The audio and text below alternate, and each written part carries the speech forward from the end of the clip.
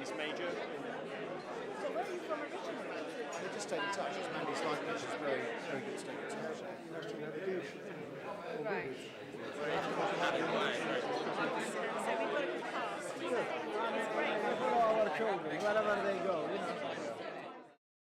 Hello, I'm Simon Kirch and I'm a co-director of a company called Time Will Tell, and we were approached by the Royal Astronomical Society about 2 years ago to produce a piece of work to celebrate the 100th anniversary of the first time that women astronomers were admitted as fellows and associates of the Society.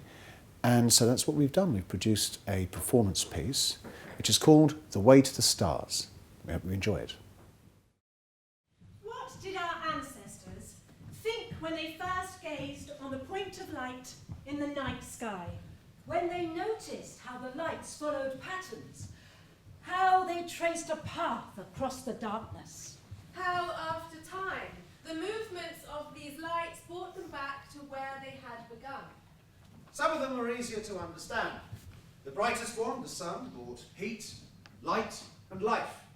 The moon was a bit more tricky. It was a shapeshifter, following a pattern of changing phases over a period of days. What if these objects, passing across the sky day and night, had a purpose? What if the movement of sun, moon, and stars could be used to calculate time, to create a calendar? And if the heavenly bodies could do that, what else could they do? And so astronomy is born. So, what made a good astronomer? Well, let's start with the easy ones first. Good eyesight. Oh yes, patience and ability to stay awake at night. Oh, a skill for making meticulous records of everything you saw. Talent for precise measurement and calculation. Yes, but there was something else the early astronomer needed. Oh yes, something that they would hold in common with all subsequent studiers of the stars. A high tolerance for the chilling torpor of routine. Ah yes, because apparently astronomy isn't all glamour. Apparently, it's not all discovering never-before-seen stellar phenomena. Most of it is watching carefully a single point of light, repeating or varying its track across the sky, and then comparing it to previous observations. And noting it down by hand. Again, and again, And again, and again. And, well, you get the point. So perhaps the most useful assets for an astronomer were A dedication to work. and a passion that never dies. Passion and dedication. The history of the science of astronomy is full of men who have exhibited both in abundance. Hypatia of Athens was born in 370 AD. She was a perfect all-rounder in arts and sciences. She travelled to Athens to study mathematics, and on her return lectured and wrote treatises to help her students and understand the more complex concept. She became a respected teacher.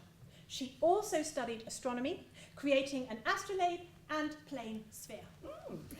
Mariam Alagiah was born in the 10th century in Aleppo, Syria.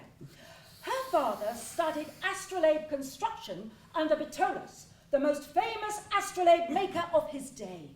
In time, Mariam also became his student, and her handcrafted astrolabes were so intricate, accurate, and innovative that she was tasked to produce astrolabes for the ruler of Aleppo for 20 years. And Queen Seondeok of Sela, a kingdom of Korea. She was chosen to rule by her father because he had no sons. And she ruled for 14 years. And during her reign, she had the stargazing tower, or Cheonseondae, constructed in her capital. The oldest observatory in the Far East, and it still stands today. Well, they say that behind every great man there's a great woman. Certainly in the field of astronomy in the 16th and 17th centuries, that rings true. In Denmark, Tycho Brahe wrote of his admiration for his sister Sophia's determination to study astronomy, despite him telling her not to. She used her own money to have Latin text translated and taught herself so that she could assist her brother in his observations of planetary orbits. And in England, when the first Astronomer Royal, John Flamsteed, died, it was his widow, Margaret, who edited his collection of star atlases and his catalogue of observations. But the brightest star of the time, straddling the 17th and 18th centuries, was a German astronomer, one of the most famous of her age. Maria Margaretha Kirch. Maria was taught by her father and uncle, they believed she deserved an education equivalent to boys at that time. She was fascinated by astronomy from an early age, and as such, she needed to study it. She started as an apprentice and went on to become an assistant to the astronomer that she studied with. And through him, she met Gottfried Kirch, one of the most famous astronomers in Germany. They were married and they had 4 children. In 1702, Maria did something incredible. Her husband wrote an account of it. It was sort of like this. The scene. Early morning, March 21st. The sky is clear and starry. Maria is attending her regular nighttime observations.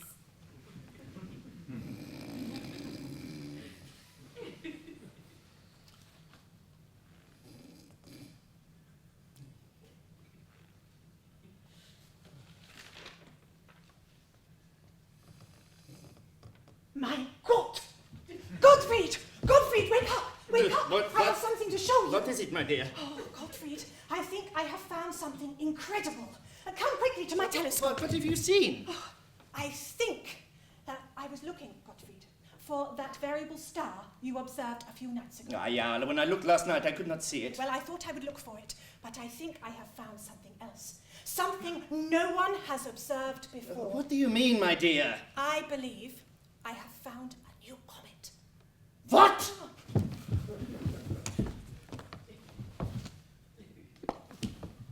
God in Himmel! I think you are right. I shall write to the Academy.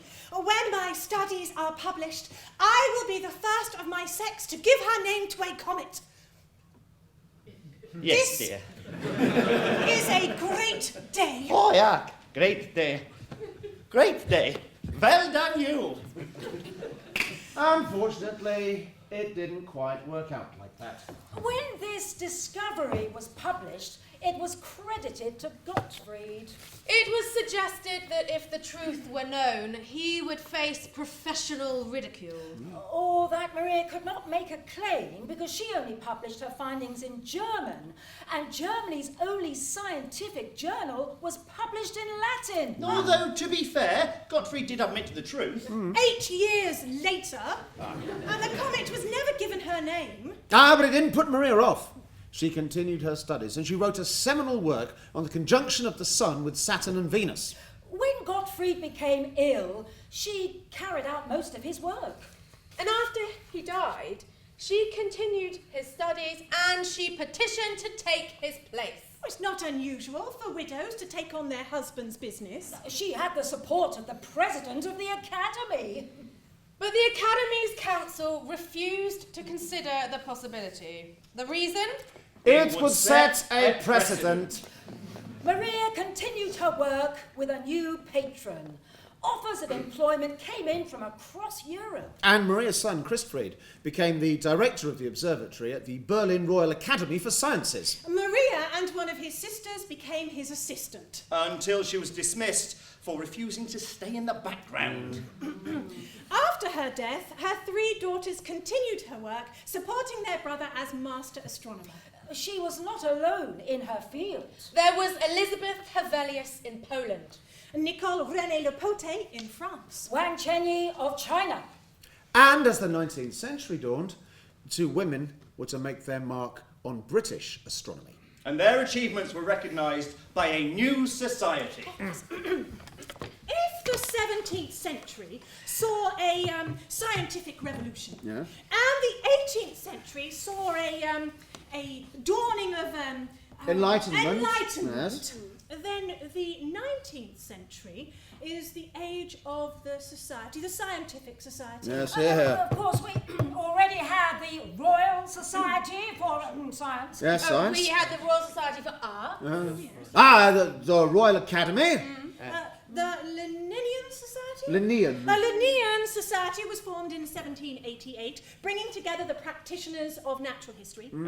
The Royal Institute in 1799. 1804, the Horticultural Society. Yes, the Horticultural 1805, Society. the Royal Society for Medicine and the London Institution. Indeed. 1807, the Geological Society.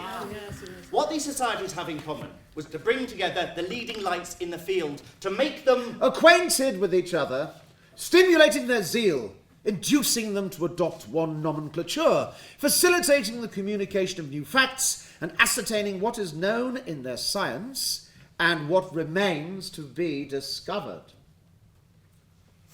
On January the 12th, 1820, at the Freemasons' Tavern, Lincoln Inn Fields, a group of gentlemen met to Take into consideration the advantages that are likely to result from the establishment of a society for the cultivation of astronomy. We do hereby mutually agree to constitute ourselves a society to be called the Astronomical Society of London. A committee of 8 gentlemen was formed to draw up the rules. They set a general meeting to consider their regulations. Recommendations for new members were suggested. and an address was prepared by Sir John Herschel as a statement of the new society's intentions and ambitions. One of the first great steps towards an accurate knowledge of the construction of the heavens is an acquaintance with the individual objects there present. In other words, the formation of a complete catalogue of the stars and other bodies upon a scale infinitely more extensive than any yet undertaken, and that shall comprehend the most minute objects visible in good astronomical telescopes. There were, of course, no women at this meeting. None were mentioned as potential members. And they weren't mentioned in the rules and regulations. Oh, this wasn't some willful decision made by a maverick movement of scientific misanthropes. In a world of rigidly enforced class structures where status equated to conforming to the rules and maintaining an unblemished reputation, What young lady of good birth and gentle breeding would wish to attend upon a meeting of strange scientific gentlemen without the company of her chaperone? Surely there were easier ways to find a husband. Our female trailblazers were able to achieve their greatness either because of the support from their families for their intellectual talents. Their parents bucked the trend, and their intellectual pursuits were encouraged. Or they were born into wealth and therefore had a means to pay for their own instruction. But, as in astronomy, just when you think that you've seen everything that there is to see in the universe, a new phenomenon appears that breaks all the rules. Caroline Lucretia Herschel was one such phenomenon. As was Mary Fairfax Somerville. Neither of them had had the most promising starts in life. Both of them would go on to achieve greatness in astronomy. Caroline was struck with typhus, aged 10. It stunted her growth to 4 foot 3 inches. Her parents assumed she would never marry. Her mother wanted her to train as a servant. She learnt sewing and dressmaking. In 1772, she left Germany to join her brother William, a music teacher in Bath. Mary Somerville was the daughter of a vice admiral. When she was 10, her father, describing her as a savage, sent her to a boarding school for a year. Mary received a basic education. Her uncle taught her Latin. She showed an aptitude for maths, and she taught herself geometry. Around this time, her younger sister passed away. Her parents thought that learning contributed to her death. Mary was banned from further studies.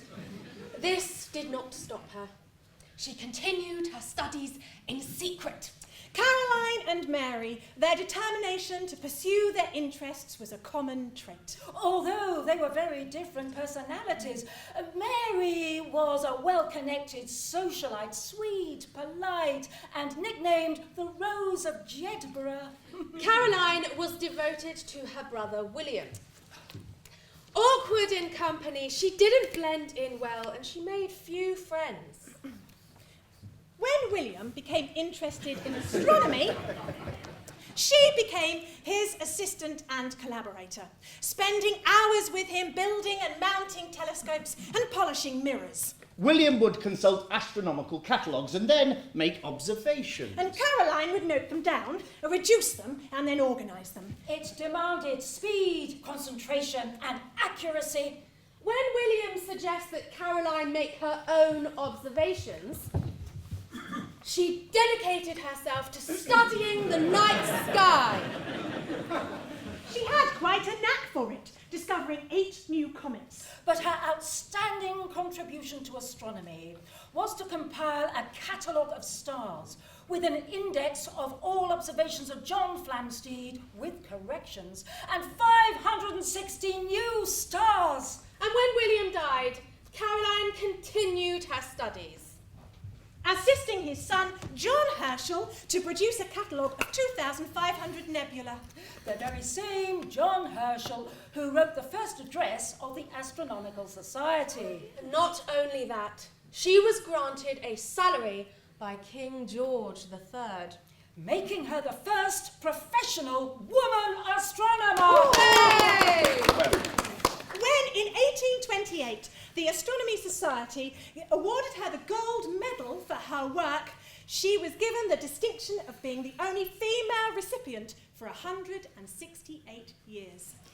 In 1830, the Society received a further honour when King William IV consented to become its patron.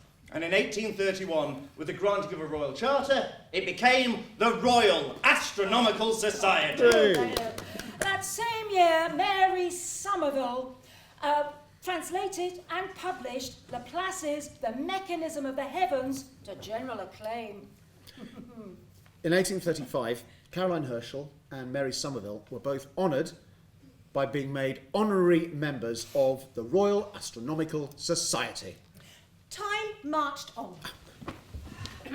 The 1850s marked the beginning of a golden age. More scientific societies were founded and social conventions changed. Some of these scientific societies enrolled women as members.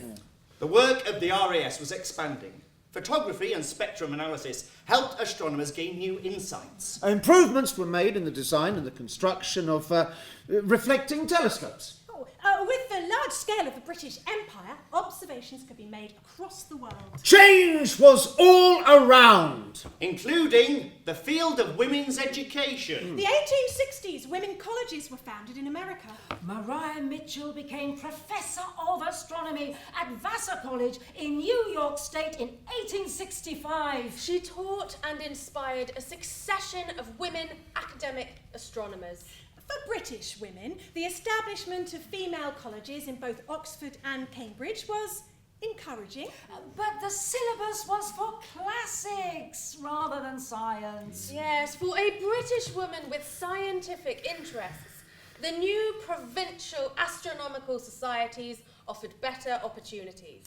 Elizabeth Brown, amateur meteorologist and astronomer, encouraged and helped the female astronomers' cause. She travelled worldwide to view solar eclipses and to visit solar institutions. And she was also one of the women of her, the only woman, I think, of her time, who had her own observatory. She was still an enthusiastic amateur. In the 1880s and the 1890s, at the Royal Observatory in Greenwich and across the Atlantic in the observatory at Harvard University, women were to be given an opportunity to prove themselves professionally. The decision to hire women as skilled workers to process astronomical data was both innovative and practical. If we were to put this mathematically, it would probably look something like this. If X Right. is growing numbers of young lady mathematicians trained at university or college. And Y is the ever-growing amount of data generated by observations. And P is the lower wage paid to women. Then Y divided by X over P equals the potential way of observatories on both sides of the Atlantic to recruit more people to process information. So, the directors of these observatories were going to give women a chance, but they were going to get their money's worth.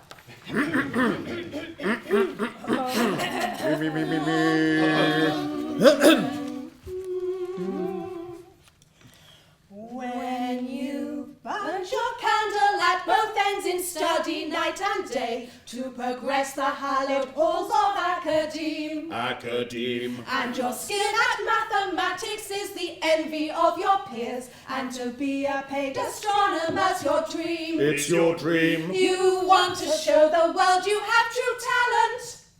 At physics and photography you're best. You're the best. But your efforts for advancement come to nothing, because girls can't sit the civil service test. Service test. If you thought your toils were over, they have only just begun. A computer's life is not a happy one. Happy one. So it's off to the observatory to show them what you're worth, and to set a fine example of your sex. Of your sex. Where it soon becomes apparent you are worth the lowest wage, with a schedule that could leave you nervous wrecks. Nervous wrecks. You lose yourself in Herculean labours to create the very latest stellar maps. Stellar maps. And you know you'll never get your findings published unless you share the credit with the chaps. With the chaps.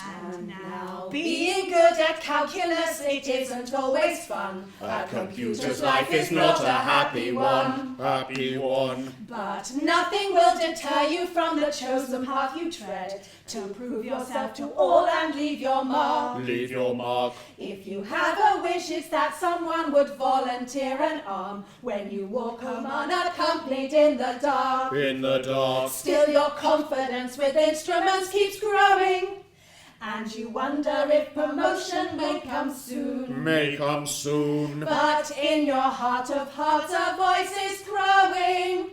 There's more chance you'll see the dark side of the moon. Of the moon. And you wish you'd studied insects and not moon and stars and sun. A computer's life is not a happy one. Happy one.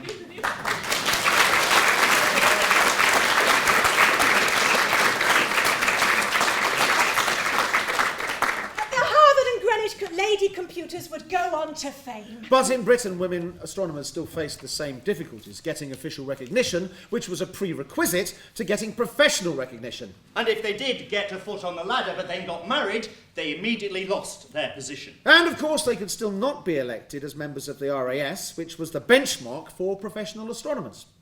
In 1890, the British Astronomical Association was formed to support the UK's amateur astronomers as a counterpart to the RAS. From the start, it admitted women members. The women on the council included Margaret Huggins, Elizabeth Brown, Agnes Clark. Agnes Clark, and Agnes Gibbon. In 1891, Alice Everett and Annie Russell from Greenwich and Elizabeth Brown were put forward for election to membership of the RAS. Amongst those invited were two ladies who specialised in the field of spectroscopy. Margaret Lindsay, and Lady Agnes Huggins. Mary Clark. In 1903, in recognition of their outstanding contribution to this new field of astronomy, both ladies were elected as honorary members of the RAS.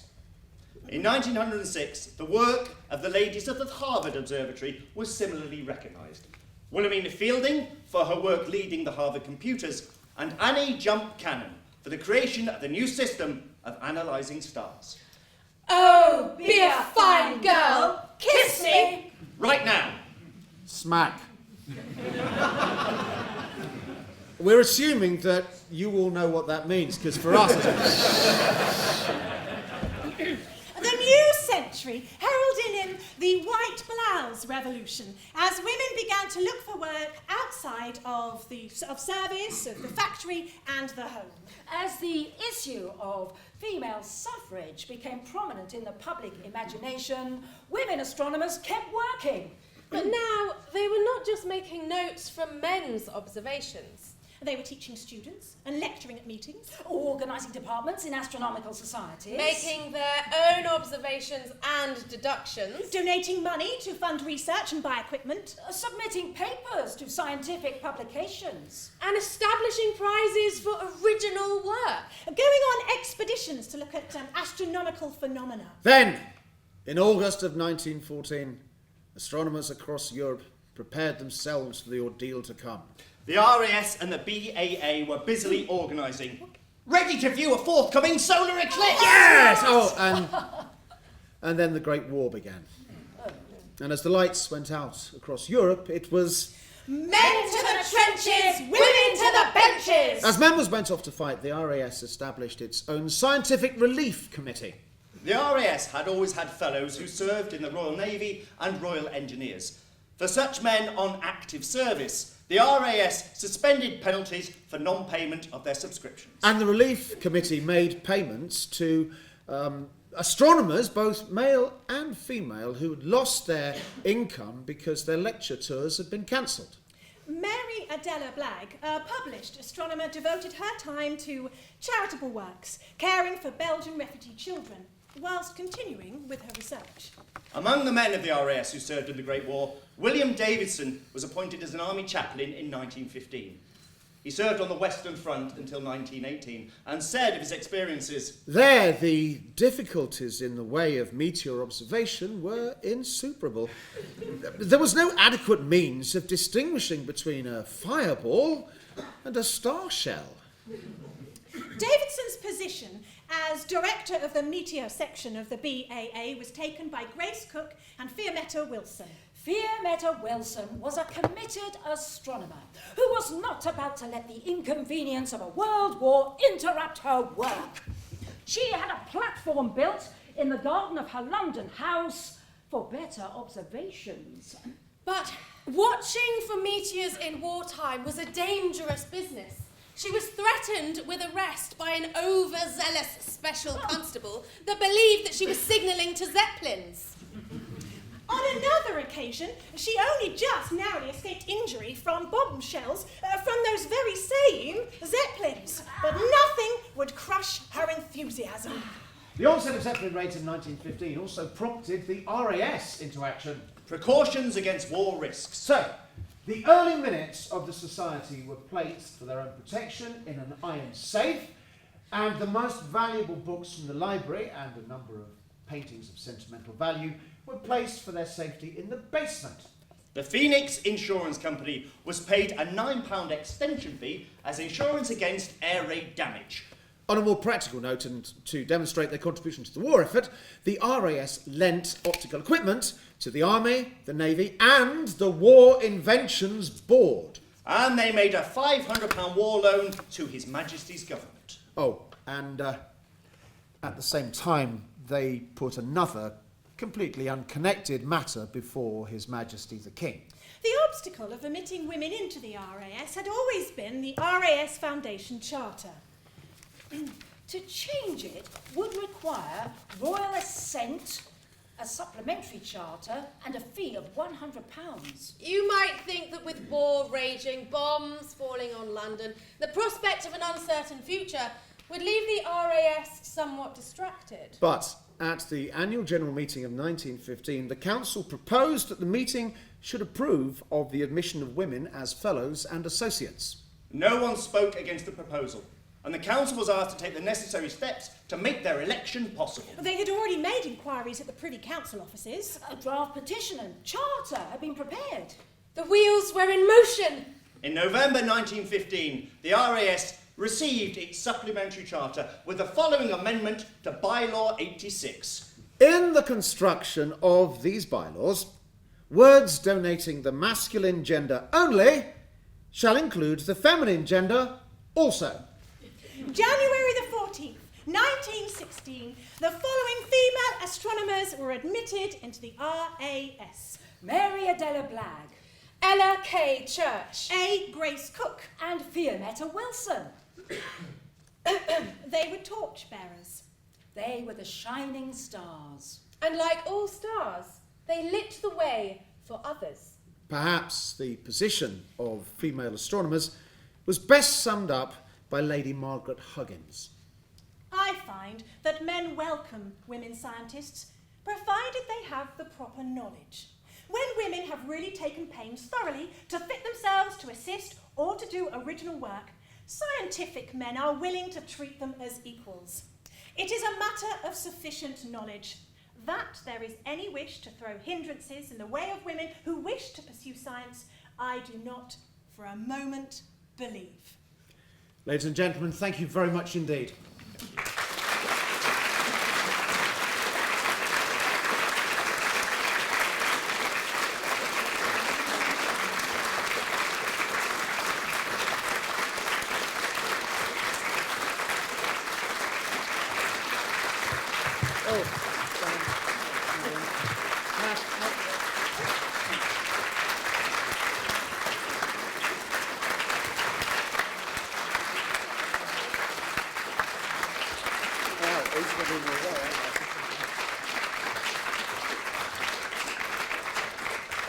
Don't go yet.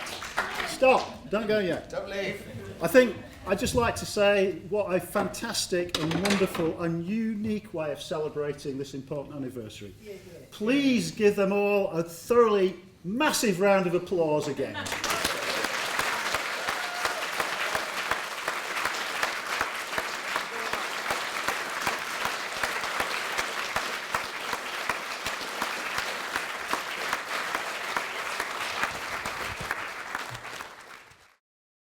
Well, we hope you've enjoyed our play, The Way to the Stars, and we hope that, like us, you've been inspired by the stories of these remarkable women. If you'd like to find out more about astronomy, then please contact the Royal Astronomical Society.